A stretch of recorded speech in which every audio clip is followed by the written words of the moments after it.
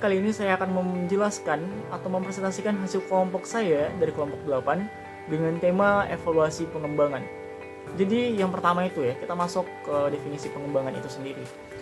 Jadi pengembangan sumber daya manusia merupakan suatu kegiatan organisasi atau perusahaan yang bertujuan untuk dapat memperbaiki dan mengembangkan sikap, tingkah laku, keterampilan, dan pengetahuan dari karyawan sesuai dengan apa yang diinginkan oleh organisasi atau perusahaan yang bersangkutan.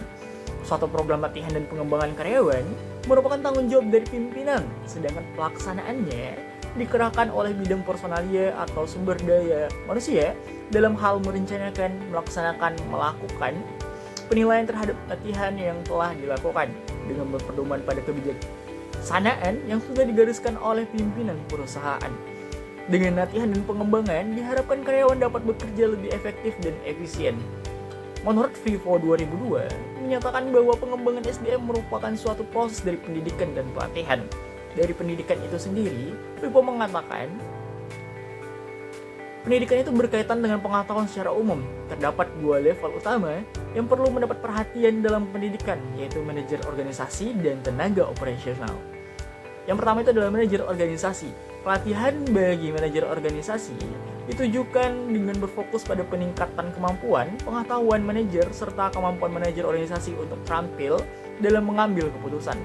Sedangkan yang kedua, staf pegawai atau operasional. Menurut Vivo 2002 mengatakan bahwa pendidikan bagi staf pegawai operasional dilakukan melalui pelatihan kerja, di mana pendidikan tersebut bertujuan agar dapat meningkatkan produktivitas kerja, mengurangi biaya-biaya yang dikeluarkan oleh organisasi, meningkatkan moral, serta mempromosikan stabilitas dan fleksibilitas organisasi. Lalu pelatihan, menurut Vivo 2002, pelatihan untuk meningkatkan keterampilan pegawai dalam mengemban pekerjaan tertentu sesuai dengan pekerjaan terakhir yang diemban oleh pegawai. Pelatihan juga dilakukan dalam rangka updating pegawai. Selanjutnya, saya akan menjelaskan tujuan dari pengembangan SDM sendiri. Pengembangan SDM sebenarnya itu memiliki banyak tujuan, baik secara eksternal maupun internal. Tujuan pengembangan SDM secara internal sebagai berikut kami jelaskan ada 5. Yang pertama, meningkatkan produktivitas kerja. Peningkatan produktivitas kerja dapat dilakukan dengan pengembangan SDM. Pengembangan SDM dalam organisasi akan meningkatkan kemampuan manajerial, kemampuan berpikir, maupun kemampuan teknis pegawai. Yang kedua, melakukan efisiensi. Pengembangan sumber daya manusia dalam organisasi bertujuan untuk meningkatkan efisiensi.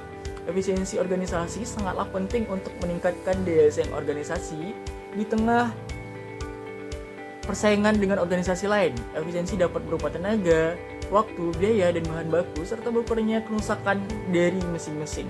Yang ketiga adalah meningkatkan efektivitas.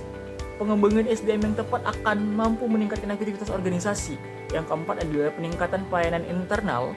Pengembangan SDM yang tepat akan mampu meningkatkan pelayanan internal yang lebih optimal, terutama bagi pelanggan internal, yaitu seluruh pegawai yang ada dalam organisasi. Yang kelima, itu ada karir. Jabatan dalam perusahaan menuntut adanya dukungan pendidikan dan pengalaman pelatihan yang saling menunjang. Melalui pendidikan dan pelatihan yang tepat, bagi pegawai diharapkan akan memberikan kesempatan karir yang lebih luas. Selain itu, tujuan pengembangan SDM secara internal, itu ada juga pengembangan SDM secara eksternal. Terdapat 5, jadi yang pertama itu ada globalisasi. Adanya globalisasi mendorong setiap organisasi untuk mempersiapkan pegawainya yang mampu mengemban tugas tingkat global. Yang kedua itu adalah persaingan bisnis. Persaingan bisnis antar organisasi semakin meningkat. Untuk itu dibutuhkan pengembangan SDM yang tepat yang mampu menghasilkan SDM yang berkompetisi yang dapat bersaing dengan SDM organisasi lainnya. Yang ketiga, itu ada tingginya biaya pegawai. Pengembangan SDM perlu dilakukan agar organisasi mampu mempekerjakan pegawai dalam jumlah yang ramping, namun mampu mengemban pekerjaan yang lebih banyak dan efektif. Dan yang terakhir, itu ada semakin langkahnya sumber daya energi. Pengembangan SDM berperan dalam menghasilkan pegawai yang memiliki kesadaran bahwa sumber daya energi semakin mahal dan ia harus menjadi pionir untuk menentukan sumber daya energi yang lebih terbarukan. Prinsip pengembangan SDM adalah dasar peningkatan kualitas, kuantitas, maupun kemampuan kerja pegawai untuk meningkatkan tugas di masa yang akan datang. Terdapat beberapa prinsip, yaitu yang pertama, motivasi. pengembangan SDM harus berhubungan dengan motivasi pegawai sehingga pegawai akan terlibat dengan baik dalam proses pengembangan SDM. Yang kedua, laporan kemajuan. Hasil pengembangan SDM dapat digunakan sebagai bahan informasi untuk mengetahui bagaimana perbandingan antara pegawai pada saat sebelum mendapatkan pengembangan dan pegawai pada saat setelah mendapatkan program pengembangan. Yang ketiga, latihan. Pengembangan SDM yang lebih efektif adalah dengan latihan yang dapat meningkatkan kemampuan dan keahlian praktik yang dimiliki pegawai. Perbedaan individu pengembangan SDM yang lebih efektif adalah dengan menyesuaikan kemampuan individu dengan program pengembangan SDM yang diberikan. Metode yang paling penting dalam pengembangan SDM diantaranya ialah metode pendidikan dan metode pelatihan. Metode pendidikan merupakan salah satu hal yang sangat penting dari pengembangan SDM. Hasil pendidikan dapat dilihat dari adanya perubahan tingkah laku. Hal tersebut mengandung arti bahwa pendidikan pada hakikatnya bertujuan untuk tingkah laku pegawai. Yang kedua, metode pelatihan, training. Metode pelatihan dipilih berdasarkan analisis kebutuhan yang berhasil dari kepentingan organisasi dan kebutuhan pegawai. Hal-hal yang berkaitan dengan pelatihan adalah yang pertama menyangkut waktu pelaksanaan, biaya, jumlah peserta, tingkat pendidikan, latar belakang pegawai, dan lain yang berkaitan dengan pegawai. Baik, selanjutnya yaitu mengenai evaluasi pengembangan SDM. Menurut SIMS pada tahun 2006 menyatakan alasan program pengembangan SDM khususnya pelatihan dan pengembangan perlu dievaluasi. Beberapa alasan pentingnya mengevaluasi program pelatihan dan pengembangan yakni yang pertama, mengetahui kekuatan dan kelemahan program pelatihan dan pengembangan, termasuk menentukan apakah programnya sesuai dan dengan tujuan pembelajaran, kualitas lingkungan belajar, dan apakah penerapan pengembangan yang telah dilaksanakan benar-benar terjadi dalam pekerjaan. Dan yang kedua, menilai apakah isi, organisasi, dan administrasi program memberikan kontribusi dalam pembelajaran dan konten dalam pengembangan SDM digunakan dalam pekerjaan. Yang ketiga, mengetahui apakah program pengembangan ini menguntungkan atau merugikan bagi peserta. Yang keempat, mendapatkan data pemasaran dengan bertanya pada partisipan apakah mereka akan merekomendasikan program tersebut dan bagaimana tingkat kepuasan mereka terhadap program tersebut. Yang kelima, menentukan keuntungan finansial dan biaya program. Dan yang terakhir, keenam, membandingkan biaya dan keuntungan program pengembangan SDM yang berbeda untuk memilih program yang terbaik. Kemudian, menurut Dr. Andas Nurmansyah SR pada tahun 2018, terdapat 4 kategori dasar dari pelatihan dan pengembangan, yaitu yang pertama, reaksi. Reaksi ini yakni bagaimana pendapat atau reaksi peserta terhadap program yang telah diajarkan. Apakah mereka merasa senang dengan program itu? Menurut mereka, bermanfaatkah program itu? Organisasi menilai tingkat reaksi para peserta pelatihan dengan mengadakan wawancara atau dengan memberikan kuesioner kepada peserta pelatihan. Yang kedua, proses belajar. Peserta dapat diuji untuk menentukan apakah mereka benar-benar telah mempelajari prinsip-prinsip keterampilan dan fakta-fakta yang harus dipelajari. Tingkat belajar dapat dinilai dengan mengukur seberapa baik peserta latihan telah mempelajari fakta-fakta, ide-ide, konsep, teori, serta sikap. Tes terhadap materi ini telah umum dilakukan dan diberikan pada sebelum dan sesudah dilakukannya pelatihan. Dan yang ketiga, perilaku. Apakah terdapat perubahan perilaku para peserta dalam pekerjaannya sebagai akibat program pelatihan tersebut?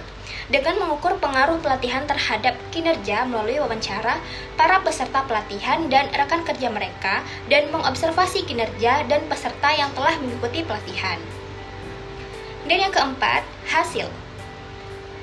Hasil ini yakni apakah apakah hasil akhir dapat tercapai dalam hubungannya dengan tujuan pelatihan. Apabila hasilnya tidak tercapai, pelatihan itu belum mencapai tujuannya. Kegagalan dalam pelatihan mungkin disebabkan karena pelatihan bukanlah cara yang tepat bagi memecahkan masalah. Organisasi menilai hasil-hasil dengan mengukur pengaruh pelatihan pada pencapaian tujuan organisasi, seperti produktivitas, tingkat keluar masuknya karyawan, kualitas waktu, jumlah penjualan, dan biaya-biaya. Penilaian dapat dilakukan dengan membandingkan catatan-catatan sebelum dan sesudah pelatihan. Selanjutnya, faktor-faktor yang mempengaruhi pengembangan sumber daya manusia. Ada beberapa faktor yang mempengaruhi pengembangan karir. Menurut Hasto dan Meilan pada tahun 2013, meliputi hubungan pegawai dan organisasi, personalitas karyawan, faktor-faktor eksternal, politik dalam organisasi, sistem penghargaan, jumlah karyawan, ukuran organisasi, kultur organisasi, dan yang terakhir yakni tipe manajemen. Selanjutnya saya akan menjelaskan mengenai model-model dalam evaluasi pengembangan. Ada 4. 1. Model evaluasi CIPP. Model evaluasi CIPP dikemukakan oleh Staffelbeam dan Shingfield pada tahun 1985. Merupakan sebuah pendekatan yang berorientasi pada pengambilan keputusan. Model ini terdiri dari 4 komponen. Yang pertama ada evaluasi konteks, berisi tentang analisis kekuatan dan kelemahan proyek. Yang kedua, input evaluasi. Input evaluasi membantu mengatur keputusan, menentukan sumber daya yang ada. Yang ketiga adalah evaluasi proses, untuk mengetahui sejauh mana rencana yang telah ditetapkan. Yang keempat ada evaluasi output, dilakukan guna melihat ketercapaian dalam suatu program. Model evaluasi yang kedua adalah model evaluasi Abruzzi. Model ini dikemukakan oleh Abruzzi pada tahun 1956. Model ini berbasis pada evaluasi proses, konten, dan evaluasi hasil. Yang ketiga adalah model evaluasi orientasi customer. Dikemukakan oleh Scriven pada tahun 1967. Model ini melakukan evaluasi formatif dan summatif. Yang keempat ada model evaluasi Alspach. Model ini dikemukakan oleh Alspach. Model ini mengevaluasi program kepuasan peserta, proses pembelajaran, aplikasi, dan dampak. Model yang kelima yaitu model evaluasi Kirkpatrick yang dikemukakan oleh Kirkpatrick pada tahun 1998. Model ini memiliki 4 komponen. Yang pertama adalah reaksi. Reaksi ini merupakan reaksi dari peserta pelatihan dan pengembangan terhadap proses pelatihan dan pengembangan tersebut. Seperti contoh di tempat magang saya, ketika sehabis melakukan pelatihan dan pengembangan itu, peserta diminta untuk mengisi sebuah Google Form. Nantinya Google Form itu berisi mengenai respon dari peserta terhadap pembelajaran yang telah dia lewati sebelumnya. Misalnya pertanyaan dalam Google Form itu seperti apakah peserta pelatihan dan pengembangan itu merasa puas terhadap materi yang diberikan, begitu. Komponen yang kedua adalah learning. Learning ini merupakan adanya perubahan sikap dari peserta setelah pelatihan dan sebelum pelatihan dan pengembangan. Perusahaan mengharapkan adanya perubahan sikap tingkah laku yang lebih baik ke depannya setelah peserta pelatihan dan pengembangan mengikuti pengembangan di perusahaan itu. Yang